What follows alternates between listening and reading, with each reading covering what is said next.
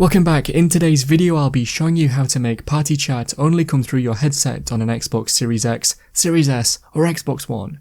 Remember to leave a like and feel free to subscribe if the video helps. Let's get into the method.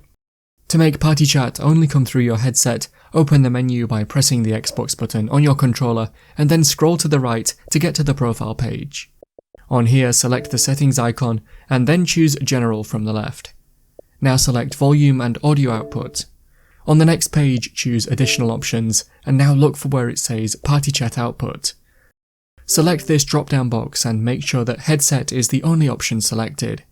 You can now also check the box next to where it says mute speaker audio when headset attached. And so that is how to make party chat only come through your headset on an Xbox Series X, Series S or Xbox One.